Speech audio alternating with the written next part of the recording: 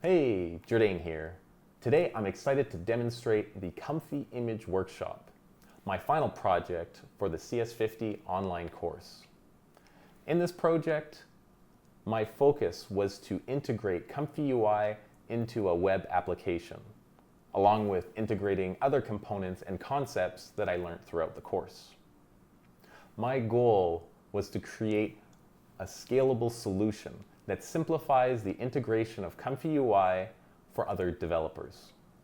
Let's begin with a quick walkthrough of Comfy Image Workshop. It has a responsive UI design for both large and small screens. Let's go into workflow and start with TextGen SD3. Simply write a text prompt and generate the image. Nice. Now we will go to Fantasy Character Creator. Let's create a character. I'll change a few settings here. Now I'll save the workflow and come back to load it later. All right, let's generate the image. Cool. Now we will go to Dress You Up. Let's dress up a person.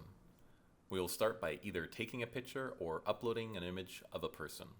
You have the option to change the parameters, or you can override them by writing your own prompt. Okay, let's generate the image. Great. Now let's go back and load our workflow from Fantasy Character Creator. When I click Load Workflow, the values have been updated. Now let's take a look at the output page. This page will show you all of your generations. You can also run a number of different filters on the images.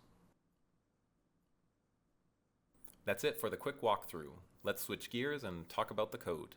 In Flask, a blueprint is a modular component that allows you to organize your application into smaller, reusable sections, making it easier to manage large applications by grouping routes, templates, and static files. With blueprints, you can copy the demo workflow and create your own custom workflow easily. Then share it with family and friends to try the workflow you created on their mobile devices, without needing to understand Comfy UI or other complex AI image generation tools. I'll now quickly go over the technical aspects of the project. Pause the video if you wish to read it. Here is the tech stack.